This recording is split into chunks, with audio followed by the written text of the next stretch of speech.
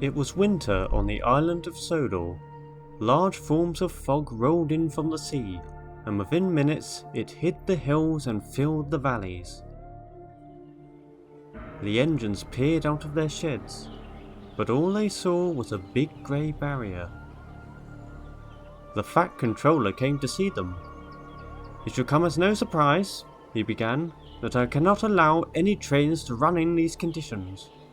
You will have to remain here until the fog clears. I don't want any lost engines." "What about Percy?" asked Thomas worriedly. "He already left with the mail train." "I've heard from signalman that he should be reaching his last destination shortly. I'm hoping he can make his way back safely." Spencer was also present at the sheds. He had been visiting with the Duke and Duchess, and was supposed to be leaving that very day. But the recent weather had changed their arrangements. "Now Spencer," continued the Fat Controller, "the Duke and Duchess are currently at Wellsworth, but they've agreed that you can stay here for the time being." And with that, he left. Spencer was not happy. "Staying in a shed filled with common working engines is no place for a grand engine such as myself," he huffed rudely. "I'll just go straight to Wellsworth." "Don't be stupid," snapped Gordon. "Surely you're smart enough to see this is no weather for speeding about." "I know when I need to go slow, Gordon." "He is right, Spencer," said Edward quietly. "If you are going to go out, you'll take extreme care. You may never be seen again." Spencer scoffed. "What are you on about, old-timer?" "No, it's more common than you think," Edward continued. "Ever since engines were thought of, many have dared to take on the foggiest of days and nights, thinking they could reach their destination. Some of them, most of them, did not succeed. No one knows how or why, at least not entirely, but they would simply vanish, as if the fog had a mind of its own, and ripped them from existence. Railwaymen will claim that when the fog is at its thickest, you can hear the whistles of those lost engines, wailing and howling all around. Perhaps they're a warning, or a call for help." The engines shuddered at the story, except for Spencer, who just laughed. "Come now, you lot. I love a good ghost story like any other, but don't go wandering around claiming it as fact. Now, if you don't mind, Wellsworth awaits." With that, Spencer steamed snootily out of the sheds.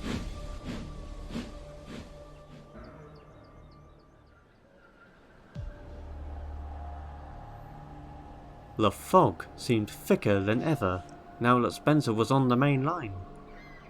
He could hardly see beyond his buffers, but he wasn't concerned. "A little bit of fog won't bother me," he chortled. "I'm the grandest engine on the railway. I can handle anything." And he forged ahead, passing through tunnels and under bridges. Soon, Spencer could make out a building ahead. He soon saw it was a station. He slowed down and looked closely at the name board. It read Crosby. "Not long now," he smiled. "Next stop, Wellsworth." As he began to leave Crosby behind, however, he started to hear a strange sound ringing in the air. Spencer listened carefully. It sounded like the echoing howl of an animal. "What on earth is that?" he huffed. He tried to think of what it could be, but he couldn't identify it. He was so distracted that he didn't notice a gradual swerve to his left. Through the fog, Spencer began to spot small black masses in the distance. They were on his level and looked to be near the track, or perhaps on the track itself. "Is someone there?" he called, but there was no reply. As he got closer, the masses began fading away, until there was nothing left. Spencer felt very confused, but not for long. The tracks began diverging, until there were several lines all around. He was certain he knew what that meant. "I've made it," he declared triumphantly. "I knew I could do it." He blew his whistle excitedly, but then he heard a very unexpected voice. "Is that you, Spencer?" Spencer came to a stop, and to his surprise, there, in an open shed next to him, was Toby, sitting quietly to himself. "Fancy seeing you here," he puffed. "What are you doing running about in the fog?" "I could ask you a similar question," retorted Spencer. "Since when have you worked at Wellsworth?" Now, Toby was the confused one. "Wellsworth? This isn't Wellsworth, it's Elsbridge." Spencer then spotted a building and set of platforms ahead in the fog. "Don't be ridiculous, Toby," he scoffed. "Look, the station's right there." He trailed off as he got closer. All he saw were 2 platforms and a footbridge that connected to a station building above a small hill. Spencer went red with embarrassment. "Oh, bother," he groaned. "This isn't Wellsworth at all." "Oh, evidently not," chuckled Toby. "Well, never mind, Spencer. You might as well stay here for now." No thank you, Toby," Spencer sniffed. "Shed facilities such as these are no place for grand engines. I can find my way to Wellsworth just fine." Without another word, Spencer steamed away into the fog. Toby watched on, unimpressed and a little worried. Spencer had left the station far behind him. He was determined to never make such a foolish mistake again.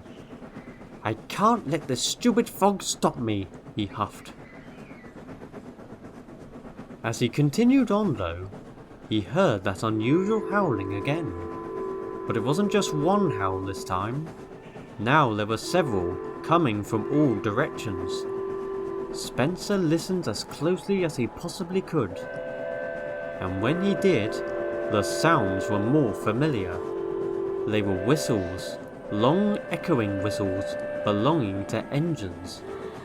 Some were louder than others, and some had different tones.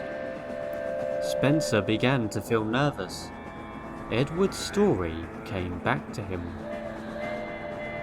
"It is just a story, is it?" he thought to himself. Suddenly, several black masses emerged in front of him. They quickly surrounded him, swirling in a big circle. Spencer wasn't sure, but they seemed to be taking on the forms of engines. What is the meaning of this? Who are you?" he growled. He got no reply. The shapes continued spinning around him as the whistles grew louder and louder. "Get away from me!" Spencer shot through the fog, going faster and faster. The masses began trailing behind, unable to catch up, but the Silver Pacific surged onwards. He refused to slow down until he was positive he was safe. Then, in the distance, he could see lights by the line side. He must have reached a yard of some kind. He screeched to a halt and blew his whistle furiously. "Hello? Is anyone here?" he cried. "Anyone here? Please, please, I need help!" "Spencer? Is that you?" Spencer's eyes widened. He knew that voice only too well. Gordon? He edged a little further, and to his shock, found himself standing in front of Tidmar's sheds.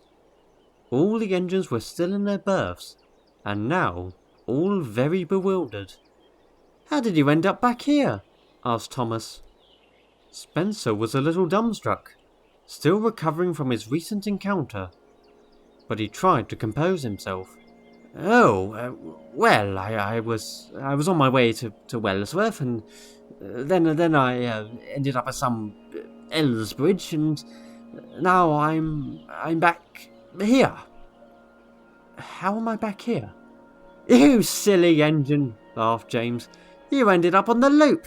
You just made a giant circle. The other engines joined in the amusement, except Edward. Spencer felt very ashamed. He still had no explanation for what happened earlier, and now he was right back where he started. Oh, settle down, you lot, wheezed Edward firmly. More importantly, Spencer, what were you yelling about earlier? Yelling? Asked Spencer, trying to sound innocent. Yes, you were shouting about if anybody was here, and that you needed help. Well, I was just calling out is all. You know, just making sure I wasn't alone, nothing else. Edward didn't seem convinced. Spencer was sure he could see right through him. Well, never mind, Spencer, Edward said at last. The important thing is that you're safe. But please, just stay here. Spencer thought about it. After what he said about the engines earlier, it didn't feel right. Thank you, Edward, he sighed. But I don't deserve your kindness. Then, Spencer noticed something about the shed. One of the berths was empty. Hold on. Has Percy not returned?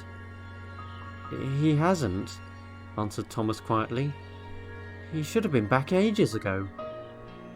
The other engines were equally worried. Perhaps he's lost in the fog, pondered Spencer. Once again, Edward's story came to his mind, about the engines who disappeared. Would Percy suffer a similar fate? In that moment, he made a decision. He began moving away from the sheds. Where are you going now? Called Gordon. Well, I've still got steam, and an engine is missing, declared Spencer.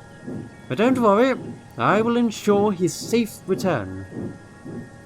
The engines watched with surprise as Spencer faded away into the fog. Spencer trundled through the fog once more, now at an even slower speed than before. He wasn't fully confident, and he dreaded the thought of hearing those whistles again. But he pressed on. I must find Percy. I must find Percy. Then he heard a faint noise in the distance. He felt a chill down his boiler as he instantly recognized the sound as a whistle. But as he listened closer, it was different from the others. It wasn't as echoey and had a much higher pitch. It took him a few more seconds to realize it. That's Percy, he cried. He's somewhere ahead. Spencer charged forward. He rounded a corner and... Percy! Sure enough, there he was, sitting motionless on a siding and looking very pale. Spencer? He whispered. Is that you? Of course it's me, Spencer laughed. But are you alright? Well, I was on my way home after pulling the mail, and the fog got really bad, so I decided to stay here, hoping it will get better. He paused. And then I keep hearing strange noises, like they sound like whistles, but I don't recognise any of them. Spencer gulped. Yes, well, I've heard them too. Percy perked up. You have? It's not just me? Yes, Percy. I don't know what they are. All I know is that we're getting out of this together. Come along, everyone is waiting. Spencer coupled up to Percy, and the two set off back down the line. Both engines were quiet the whole time, listening for the smallest of sounds. Spencer was sure he could see those faint black shapes at times, and was positive he could hear those howling whistles around them. But he didn't care. All he cared about was ensuring that whatever was out there would not beat them. After what felt like hours, large lights came into view. The engines collectively sighed in relief as they had finally returned to Tidmouth Sheds. The engines gave an almighty whistle in welcome. "Thank you, Spencer," chuffed Percy. "Would you like to stay here until the fog lifts?" Spencer looked around the sheds. The engine seemed happy and grateful. After bringing Percy home, Edward said, "You are certainly more than welcome to do so." And finally, Spencer gave a huge smile. "Thank you all. I would like to very much."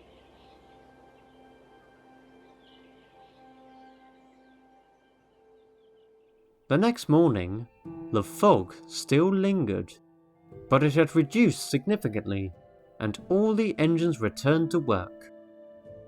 Spencer picked up the Duke and Duchess and took his long journey back to the mainland. He is a somewhat different engine now. He's still his usual prideful self that everyone knows too well. But on misty days and nights, he always takes extreme caution, for he knows the fog can be very dangerous, in more ways than one.